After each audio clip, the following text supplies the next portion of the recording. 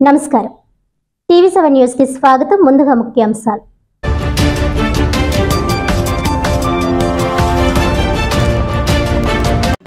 దేశ ప్రజల రక్షణ, రాజ్యాంగ పరిరక్షణ కోసమే కాంగ్రెస్, సిపిఐ, సిపిఎం ఆప్ రాజకీయ పార్టీలతో ఇండియా కూటమి ఏర్పాటు. ఇండియా కూటమి అభ్యర్థులను గెలిపించాలని కోరిన మాజీ రాజ్యసభ సభ్యులు విహెచ్ హనుమంతరావు, కేంద్ర మాజీ మంత్రి ఎంఎం పల్లెంరాజు.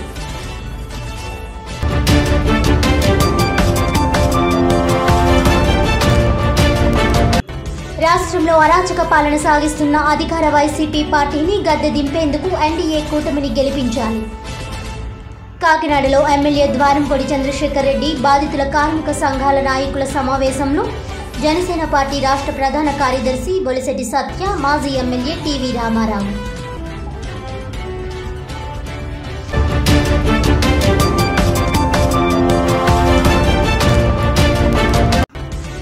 అధికార ఆకలి తీర్చుకునే కూటమియే గాని ప్రజాసేవ చేసే కూటమి కాదు.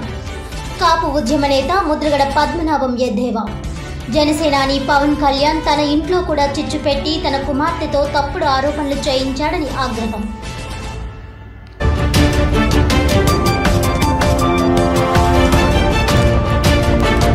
ఇక డీటెయిల్స్ చూస్తే, అధికార ఆకలి తీర్చుకునే కూటమియే గాని ప్రజాసేవ చేసే కూటమి కాదని కాపు ఉద్యమ నేత ముద్రగడ పద్మనాభం అన్నారు.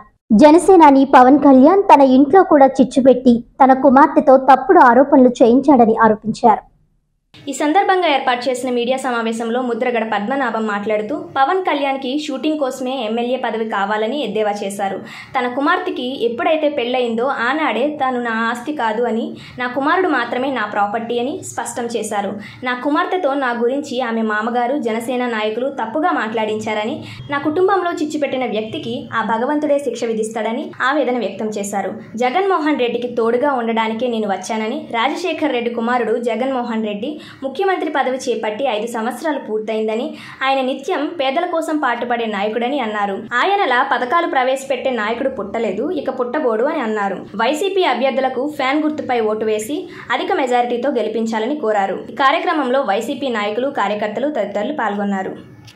మార్చి 17వ తారీఖు నుంచి అందరినీ కూడా చూడడం జరిగిందండి, మాట్లాడడం జరిగింది.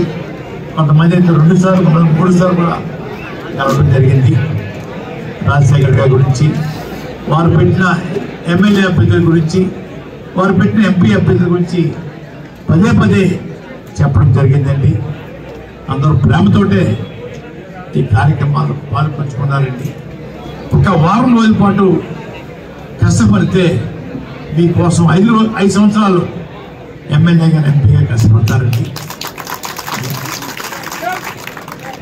గుంపుగా వెళ్ళిపోయి జిందాబాద్ జిందాబాద్ కాకుండా 50 మంది ఓట్లకి 5 మంది కార్యకర్తలు రోజు కలుసుకుని కార్యక్రమం చేస్తే చాలా బాగుంటుందని అప్పుడే పడుతున్నానండి. దానివల్ల మౌత్ చెప్పినట్టు అవుతుంది, వాదన కూడా ఉత్సాహం కలుగుతుంది. 10 సార్లు వచ్చి మమ్మల్ని ఓటు అడిగారని ఆనందంలో ఉంటారండి. తప్పనిసరిగా కార్యకర్తలు అన్నవారు రోజు 50 మందిని కలిసి కార్యక్రమం తీసుకోమని, ఆ ఊళ్ళో పంచుకొని మీ 50 మందికి మీరు 50 మంది మీరు అని చెప్పి ప్లాన్ చేయమని. ఇంకొక బాధాకరమైన వార్త, నా కుటుంబంలో కూడా చిచ్చు ఎవరు పెట్టారో తెలియదు కానీ నేనేది బాధపడలేదు, భయపడలేదు. మా అమ్మాయి మామగారు 2008-9 నుంచి పిఆర్పీలో పార్టీలో ఉన్నారండి. చిరంజీవి గారికి విపరీతమైన సేవ చేశారు. ఆయన ఆ గుర్తు కోసం సుప్రీంకోర్టుకి వెళ్తాం, హైకోర్టుకి వెళ్తాం, ఎలక్షన్ కమిషన్ ఆఫీస్కి వెళ్తాం, ఇవన్నీ చేసిన మనిషి. 2009లోని ఎమ్మెల్యే కాంగ్రెస్ పార్టీని పోటీ చేస్తే కూడా ఆయన పిఆర్పీ ప్రచారం తీసుకున్నారండి. అప్పటి నుంచి సంబంధాలు అందరూ మాత్రమే మాకు నిన్న రోజున జగన్మోహన్ రెడ్డి గారు నన్ను వాడుకుని వదిలేస్తారు, మేము పవన్ గారి పార్టీ జనసేన పార్టీ అని చెప్పేసి నా కూతురు చేత చిన్న వీడియో రిలీజ్ చేశారండి అయ్యా. నా కూతురు నా ప్రాపర్టీ కాదండి, పెళ్ళి అవనంత వరకు నా ప్రాపర్టీ, పెళ్ళి అయిన తర్వాత అత్తవారి ప్రాపర్టీ. కొడుకైతే సొంత పార్టీ అండి. తండ్రి ఆధ్వర్యంలో కొడుకు తప్పు చేస్తే తండ్రికి చెడ్డ, కానీ నా కూతురి చేత పెళ్ళైన అమ్మాయి వాళ్ళ ప్రాపర్టీ చేత నా మీద ఒక చిన్న బ్యాడ్గా చెప్పించారండి. ఎంత బ్యాడ్గా చెప్పినా జగన్ గారికి సేవకుడిగా ఉంటాను, అందుకు తిరగలేదు.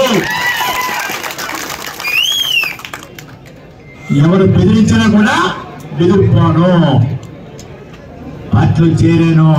పక్క చూపు చూడడం నాకు చేత కాదు. కూతురు చేత, ఈగురు కుటుంబం చేత తిట్టించిన కూడా లెక్క చేయను. ఎవరో మహానుభావుడు చిచ్చుపెట్టడానికి ఆలోచన చేశారండి. చిచ్చుపెట్టిన వారు ఎంత హ్యాపీగా ఉంటారో నేను నా కళ్ళతో చూస్తాను. మనం చూస్తున్నాం అన్ని రకాలుగా వాళ్ళకున్న టీవీలు అన్నింటిలో కూడా రాంగ్ అవ్వడం కూడా వచ్చేసి, అంటే రాజకీయానికి ఇంకేముంటుంది, ఓట్లు కావాలి, సీట్లు కావాలి తప్ప ప్రజలు అసలు అవసరం లేదనేది అర్థమవుతుంది ఇప్పుడు మనందరికీ చూస్తూ ఉంటే. దీనికి ఉదాహరణ ఒకటే మీరందరూ చెప్పండి. నిజంగా ప్రజలు అవసరమై ఉంటే ఎవరైనా సరే ఎలక్షన్ కమిషన్ చెప్పి ఇంత మండు టెండలో దివ్యాంగులు కానీ వృద్ధులు కానీ పెన్షన్ తీసుకున్న వాళ్ళందరినీ కూడా ముందుగా ఇంటికి పరిశీలించే విధానాన్ని దూరం చేశారు. మళ్ళీ మొన్నసారి సచివాలయం దగ్గర ఇస్తే ఇప్పుడు సచివాలయంకి వెళ్తే సచివాలయం ఉద్యోగం కూడా ఈ ప్రభుత్వ ఉద్యోగం కాబట్టి సచివాలయం దగ్గర వద్దు బ్యాంకులకి పంపమన్నారు. కనీసం సచివాలయం అంటే వాళ్ళ ఇంటి దగ్గర పక్కనంగా ఉంటుంది. ఇప్పుడు బ్యాంక్ వెళ్ళాలంటే 2 రోజులు దాటి 3 రోజులు దాటి నా బ్యాంకులు లేవు. శాపనార్థాలు పెడుతున్నారు పెద్దలందరూ. అంటే ప్రజలంటే ఇదేనా? వాళ్ళకి ప్రజలు అవసరం లేదు, ఓట్లు మాత్రమే కావాలి. కాబట్టి మనం కూడా మీ అందరికీ మనం చాలా గ్రామాలు అయిపోయి ఇంకా కొద్ది గ్రామాలు కొన్ని వార్డులు మాత్రమే ఉన్నాయి నేను తిరగడానికి. నేను మిగతా అన్ని కూడా కంప్లీట్ చేస్తాను. దయచేసి మా కార్యకర్తలు, నాయకుల్ని, పెద్దల్ని అందరినీ కోరేదంటే మన పద్మనాభం గారు చెప్పినట్టుగా మీరందరూ ఎవరి బూత్ కమిటీలు వాళ్ళు, ఎవరి పరిధిలో వాళ్ళు మీరు క్లోజ్గా గ్రౌండ్ లెవెల్లో పెరుగుతూ ఉంటాయి. ఒక్కసారిగా నేను చెప్తున్నాను, ఇంకా దగ్గర 7 రోజులకు వచ్చేసి ఉంటాం. ఆ రోజు ఈ రోజు ఇస్తే మధ్యలో 7 రోజులు 8 రోజులు ఉంది. ఈ 7 రోజుల్లో కనుక 242 బూతుల్లో వైసీపీ కార్యకర్తలు, నాయకులు లెగిసి తిరగటం మొదలెట్టి మనస్ఫూర్తిగా అందరూ కలిసికట్టుగా